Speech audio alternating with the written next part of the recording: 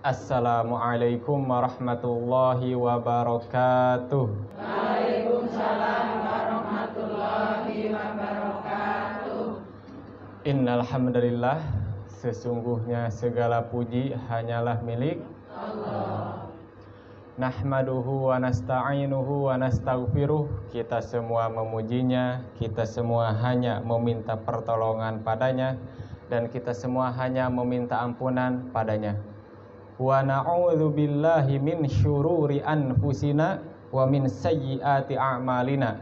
Kita berlindung kepada Allah dari keburukan jiwa-jiwa kita dan dari kejelekan apa yang kita perbuat. May yahdihillahu fala mudhillalah. Barang siapa yang diberikan petunjuk oleh Allah, maka tidak ada satupun yang bisa menyesatkannya. Wa may yudlil fala hadiyalah. Dan barang siapa yang disesatkan oleh Allah, maka tidak ada satupun yang bisa memberinya petunjuk. Allahumma sholli ala Muhammad wa ala ali Muhammad kama shallaita ala Ibrahim wa ala ali Ibrahim innaka Hamidum Majid. Amma ba'du. Ibu-ibu, para hadirin sekalian yang mudah-mudahan dirahmati oleh Allah. Pripun kabare? Alhamdulillah. Saya. Kalau bahasa Jawanya saya apa, Bu? Baik. Oh, alhamdulillah baik gitu ya. Oh iya. Kalau baik di Sunda tahu artinya, Bu? Enggak, kalau baik di Sunda tuh artinya boleh. Jadi misalnya, boleh aku pinjam motor? Baik gitu. Baik minjem motor tuh baik. Jadi boleh gitu, baik. Kalau di bahasa Sunda. Nah, ibu-ibu sekalian, tentunya dalam hal ibadah, di awal ibadah apapun, awalnya tentu saja kita harus memperbaiki niat. Karena jangan sampai kita salah niat dalam beramal. Jadi kita harus senantiasa mewaspadai hati kita. Mungkin saat kita datang dari rumah nih, kita pengajian ada niat-niat yang itu selain niat untuk Allah. Ada yang niat pengajian untuk apa ya? Arisan. Untuk ikut arisan ya, Bu ya. Ada yang niatnya pengajiannya untuk ikut arisan, siapa tahu menang ya, Bu. Kalau ini, Bu, yang pengajian wajib atau pilihan arisan tuh? Mana suka? Oh, yang mau aja. Oh iya, gak wajib ya. Alhamdulillah ya, gak wajib mah. Yang enggak, ibu-ibu yang enggak ikut arisan, saya doakan semoga hidupnya tenang, Bu ya. Karena apa? Karena yang enggak tenang tuh yang arisan terus menangnya awal tuh. Kan itu artinya berhutang kan? Ya. Orang punya hutang tuh tenang enggak, Bu? Enggak ya. Tahu ibu-ibu ya. Tapi kalau arisan menangnya akhir, wah alhamdulillah. Jadi seakan-akan nabung aja ya. Nah, gitu. Jadi itu ada yang niatnya ikut arisan, ada juga yang niatnya tuh pengen pamer gamis baru. Jadi nggak ada. Gak ada yang pakai gamis baru nih. Atau ada yang pengen pamer gelang. Gelangnya dipakai sampai siku, ada? Gak ada. Atau misalnya pakai kalung rantai kapal kalungnya. Nah, ada juga yang cuma pengen ya ngobrol doang gitu, gak ada kerjaan di rumah, pengen ngobrol sama temen, ketemu sama temen, ikut pengajian gitu. Atau ada yang pengen ya hitung-hitung olahraga gitu ya, jalan kaki dari rumah gitu, jalan kaki dari rumah bersama teman-teman, nah gitu. Nah, kalau ada niat-niat selain Allah itu, nah kita bersihkan sekarang. Kita bersihkan sekarang karena yang paling tahu hati kita siapa, Bu? Allah. Dan setelah Allah yang paling tahu hati kita siapa? Diri sendiri. Orang lain tuh gak pernah tahu hati kita. Dan kita tidak pernah tahu hati orang lain. Makanya jangan memvonis. Si itu mah tuh ibadah tuh gak ikhlas itu. Tuh. Padahal kita kan gak tahu hatinya. Betul? Makanya kisahnya ada, Bu. Kisahnya tuh sahabat yang sedang berperang. Sahabat berperang, namanya berperang ya, Bu, ya bunuh-bunuhan yang namanya berperang mah. Nah, ada seorang sahabat yang itu musuh tuh udah terdesak. Musuh udah terdesak. Udah pedang tuh udah di lehernya. Sahabat tuh pegang pedang, musuh sudah terdesak.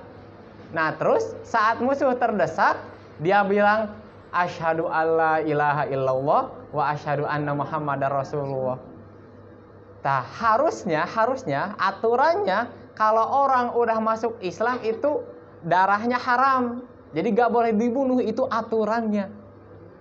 Tapi sahabat ini karena melihat dia tuh sudah terdesak, makanya dia berpikir, oh ini musuh masuk Islam, bersyahadat bukan karena dia beriman pada Allah sama Nabi Muhammad, tapi karena dia takut dibunuh aja. Nah, itu pikiran sahabat, pikirannya. Jadi udah dibunuh aja itu musuhnya, dibunuh walaupun dia sudah bersyahadat. Nah, diberitahukan kepada Rasulullah. Kemudian kata Rasulullah, kamu dengar dia bersyahadat katanya. Iya Rasulullah, saya dengar. Kok kenapa kamu masih bunuh dia katanya? Kok kenapa masih bunuh dia? Ya Rasulullah, dia tuh bersyahadat bukan karena beriman, dia tuh takut dibunuh. Emang kamu udah belah hatinya katanya. Emang kamu tahu hatinya? Katanya gitu. Jadi Rasulullah sampai marah, sampai meninggikan suaranya. Jadi aturannya kalau orang udah bersyahadat, udah masuk Islam, udah gak boleh dibunuh. Jadi haram darahnya ditumpahkan. Gitu. Nah, jadi itulah pentingnya niat. Karena dengan niat ini seseorang bisa dapat pahala, dan seseorang bisa dapat pahala banyak, dan seseorang bisa dapat pahala sedikit karena niat ini. Jadi mari kita sama-sama bersihkan niat kita. Dan tidak ada bedanya kalau kita berniat untuk mencari surga, itu tidak masalah ibu-ibu sekalian. Jadi kalau misalnya ada yang bilang gini, kamu tuh beribadah untuk Allah saja, jangan untuk surga. Ini mungkin kurang tepat ibu-ibu sekalian. Karena niat kita karena Allah dan niat kita karena mencari surga itu tidak bertentangan. Karena yang namanya manusia itu sudah diciptakan fitrahnya oleh Allah. Fitrahnya tuh manusia hanya bisa bekerja, hanya bisa beramal sesuai dengan asas keuntungan. Asas apa, Bu? Keuntungan. Asas keuntungan. Untung buat saya apa? Untung buat saya apa? Misalnya ibu-ibu ikut arisan, terus dikasih tahu sama ibu-ibu, Bu, kalau ibu-ibu ikut arisan ini, saya kasih tahu ibu-ibu gak akan pernah menang. Gak akan pernah menang arisan ini. Ikut gak, Bu? Ikut arisan tapi gak akan pernah menang. Ikut gak? Enggak. Misalnya usaha nih, Bu, nih usaha, ada yang nawarin ibu ke usaha, Bu, ayo kita usaha bisnis, ibu kita bisnis ini nih.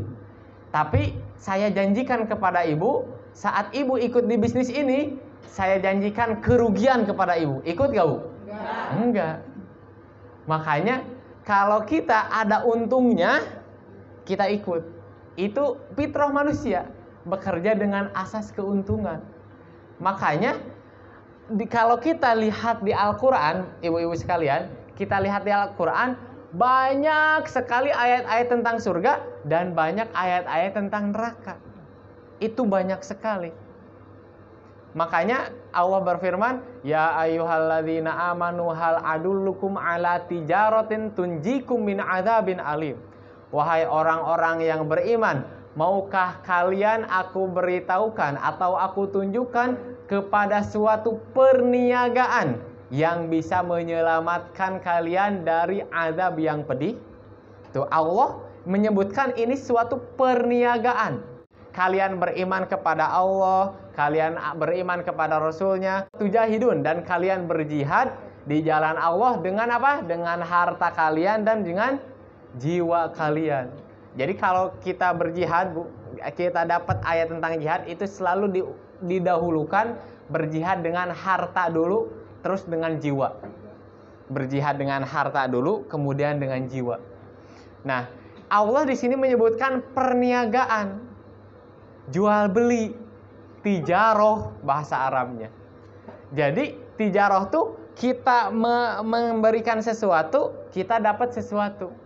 Kita beramal, kita dapat sesuatu. Dan Allah telah menjanjikan apa? Telah menjanjikan surga. Telah menjanjikan surga. Jadi justru sangat benar sekali, sangat benar kalau kita beribadah, kita menuntut ilmu untuk surga. Karena memang itu iming-iming Rasulullah. Rasulullah tuh mengiming-imingi itu kepada kita umat muslim. Iming-imingnya itu. Maka kita harus berharap itu. Makanya di ayat saum, kalau kita di awal Ramadan nih suka dengar hadis apa?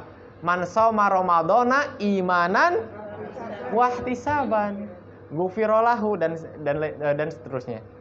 Barang siapa yang saum, yang berpuasa Ramadan imanan wahtisaban. Apa wahtisaban tuh, Bu? Mengharap pahala. Mengharap pahala. Pahala buat apa, Bu?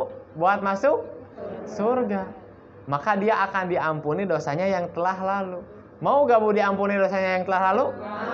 Mau. Mudah-mudahan Allah mengampuni kita semua yang ada di sini. Kemudian ada hadis nuntut ilmu. Man salaka tariqan yaltamisu fihi ilman sahhalallahu lahu bihi tariqan ilal jannah. Barang siapa yang menempuh perjalanan dalam suatu ilmu, maka Allah akan memudahkan jalannya menuju surga. Maka iming-iming surga tuh banyak sekali. Nuntut ilmu terus udah itu di perjalanannya. Terus pas duduknya, ma min qaumin ijtama'u yadhkuruna Allah la yuriduna biha illa wajhallah illa nadahum munadin minas sama qumu maghfurun lakum wa qad buddilat sayiatukum hasanat. Tidaklah ada suatu kaum kemudian dia berkumpul. Kemudian dia berzikir, mereka berzikir kepada Allah.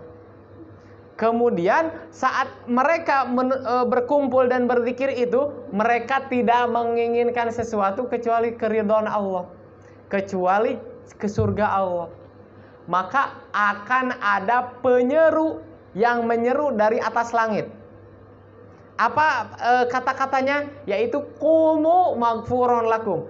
Berdirilah dan kalian telah diampuni. Jadi sekarang ibu-ibu duduk nih, kan majelis ilmu itu namanya majelis ya, Bu ya.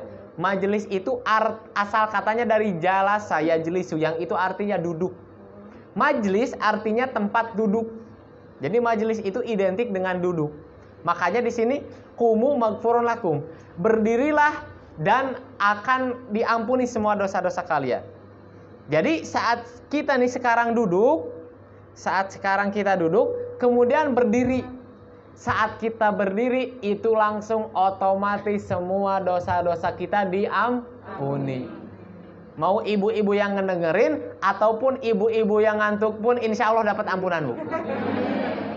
Amin ya, Bu, amin. Nah, insya Allah, Bu, yang ngantuk-ngantuk juga walaupun ngantuknya jadi gini ke pinggir, terus ke pinggir.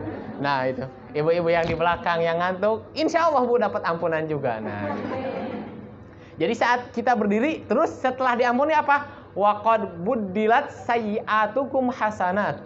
Dan keburukan-keburukan kalian telah diganti dengan kebaikan. Jadi salah satu hal. Wah, ibu-ibu ada yang nonton, bapak-bapak keluar dari motor.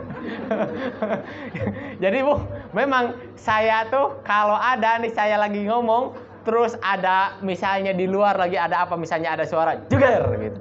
Atau ada yang lewat, ada truk atau apalagi motor yang suaranya gitu ya, Bu. Knalpotnya bising tuh, Bu. Weng gitu tuh. Nah, terus ada ibu-ibu atau bapak-bapak jamaah yang lihat. Nah, saya tuh suka komentari, wah itu bener, itu apa jarang-jarang ya ada yang kayak begitu. Jadi aneh gitu lihat kayak begitu tuh. Jadi makanya dilihat aneh gitu. Nah, jadi biar apa? Biar fokus. Nah, biar fokus. Atau ada ibu-ibu yang misalnya tadi pagi itu, Bu, ada ibu-ibu yang ngaji sambil ngitung duit. Itu duit di depannya dihitung. Bu, kata saya ditanya, Bu, ini pengajiannya mau di stop dulu, mau nunggu ngitung uang atau gimana? Wah, lanjut aja katanya Pak Ustadz, karena telinga kita masih bisa denger katanya. Terus saya tes, pas ngitung saya tanya, gak jawab Bu. Baru pertanyaan kedua saya ulangi pertanyaannya, baru ngeh, wah apa pertanyaannya katanya. Tuh. Jadi gitu. Tapi kalau jadi majelis ilmu itu Bu, majelis ilmu jangan disamain kayak nonton sinetron. Kalau ibu-ibu nonton sinetron bisa sambil makan, betul? Bisa sambil makan, bisa sambil rebahan, bisa sambil nelpon teman, bisa sambil ngobrol, motong sayur, motong buah bisa. Nah itu nonton sinetron. Majelis ilmu jangan disamain Bu. Jadi kalau fokus. Nah biar apa? Biar ilmu kita berkah. Biar ilmu kita apa Bu? Berkah. Jadi memang yang kita cari itu keberkahan. Rizki Bu, banyak tuh. Kalau banyak tapi gak berkah, gak bermanfaat Bu. Kerasa Bu. Sekarang kita dapat rizki banyak. Misalnya kita dapat rezeki nomplok 2 miliar. Mau Bu? Mau. Tapi ibu-ibu dikasih penyakit gula darah. Habis gak 2 miliar itu? Habis. Coba kalau ibu, rezekinya pas-pasan aja. Sebulan misalnya suami ngasih 500.000 aja. Tapi sehat Bu. Ibu-ibu gak 500.000 itu kepake gitu. Berkah. Makanya kita coba lihat Bu. Sekarang misalnya kalau kita hitung penghasilan suami, apa yang suami berikan kepada kita, atau misalnya hasil dagang kita sendiri misalnya. Kalau kita hitung-hitung, gak nyampe 1 juta. Tapi baju lebaran kebeli, terus anak-anak bisa jajan, beras gak pernah kurang, kita bisa makan setiap hari. Kerasa gak begitu Bu? Tuh, itu kan berkah. Itu yang namanya barokah. Kalau kita hitung, itu gak masuk hitungan kita. Kok penghasilan kita bisa mencukupi kebutuhan kita? Mau ini kebeli, terus beras kebeli terus. Ada gak di sini yang 3 hari kelaparan Bu? Ada Cung? Gak ada ya. Yang 2 hari gak makan sama sekali ada? Gak ada juga. Yang sehari pun gak makan gak ada. Misalnya 24 jam dia gak makan, gak ada. Bahkan kita bingung mau buka pakai apa, betul Bu? Pas kita maghrib itu tuh makanan tuh udah berjejer Bu. Ada apa tuh Bu? Menu buka ibu apa aja tuh? Macam-macam. Coba sebutin Bu apa aja Bu? Ada sayur. Gorengan jangan lupa ya Bu. Gorengan selalu ada, betul? Terus apa lagi? Dawet ada? Ada yang pilih dawet, ada yang pilih sop buah, ada yang pilih es campur. Udah. Itu kita bingung mau buka pakai apa, mau mulai pakai apa. Ibu-ibu bahasanya mulai pakai apa Bu? Air putih. Enggak mulai pakai kurma Bu? Harus pakai kurma. Oh, ada yang kurmanya habis katanya. Tapi Bu, kalau ada kurma, usahain mulai dengan kurma. Karena Rasulullah itu berbukanya itu sama 3 pilihannya. Yang pertama, Rasulullah tuh berbuka pakai rutobat namanya. Rutobat itu kurma tapi kurmanya tuh masih basah. Nah, saat Rasulullah mencari kurma yang kurmanya itu kurma basah, kemudian Rasulullah gak nemu, Rasulullah berbuka dengan tamarot namanya. Tamarot itu apa? Tamar itu apa? Kurma kering. Kemudian Rasulullah gak nemu juga kurma kering, baru hasawatil ma, baru Rasulullah meneguk air. Dan salah satu dari pahala besar saat kita berpuasa itu juga kita memberikan makanan orang yang berpuasa. Rasulullah bersabda, "Man fattara shaiman kana lahu mithlu ajrihi." Jadi barang siapa yang memberikan makan kepada orang yang berbuka, maka dia akan diberikan pahala sebesar dengan orang yang berpuasa tersebut, tanpa mengurangi pahala orang yang berpuasa. Nah itu, makanya ada suatu kisah Khalifah Umar bin Khattab tahu-tahu ngundang apa? ngundang masyarakat buat buka. Masyarakat tuh Bu mengiranya yang namanya khalifah ya, yang namanya khalifah itu jamuannya apa? Daging onta. Itu yang ada di pikirannya. Terus apa lagi? Terus pasti ini bakal makan buah-buahan. Ini khalifah loh Bu. Kalau ibu-ibu diundang sama presiden buat buka puasa, ibu-ibu pasti pikirannya, wah ini pasti makan daging. Terus di pikirannya pasti buah-buahan banyak. Terus apa lagi Bu? Pasti ada kolak, bermacam-macam kolak, bermacam-macam buah ada di situ. Tapi enggak Bu, Umar bin Khattab ternyata ngundang masyarakat berbuka, ternyata dikasihnya apa Bu? Dikasihnya gelas, terus disuruh apa? Disuruh ngambil air dari sumurnya. Cuma buat apa Bu? Buat supaya apa? Supaya dapat pahala orang berbuka aja. Gitu. Jadi air putih pun, air putih itu dapat kita pahala orang yang berbuka. Jadi ibu-ibu nih misalnya beli aqua gelas nih, taruh aja di masjid, taruh aja. Wah itu pahalanya berapa orang yang minum dari situ. Aqua gelas doang padahal modalnya. Aqua gelas sampai berapa ribu Bu? Sampai 100 ribu? Satu dus itu berapa Bu? 30 ribu tuh. Beli aqua gelas taruh di masjid udah. Tek. Ada yang minum dari situ yang berpuasa, wah itu masuk pahala tuh. Full itu pahala. Kan kalau kita berpuasa kan banyak bolongnya ya Bu. Maksudnya banyak bolong di segi pahalanya. Kita berpuasa tapi ngomongin orangnya jalan betul? Nah betul. Terus apalagi nonton sinetronnya jalan. Terus apalagi selain ngomongin orang dan nonton sinetron apalagi ya? Ngebohong, marah-marah. Wah itu. Kita banyak kurangnya pahala puasa kita nih. Tapi kalau kita ngasih makan orang yang berpuasa, kita dapat pahala puasa dia utuh Bu. Dan pahala puasa dia nggak dikurangi, walaupun dia juga pahala puasanya kurang gitu. Tapi kita dapat pahala puasa dia nggak dikurangi. Nah itulah untungnya memberikan pahala orang yang berpuasa. Itu ya.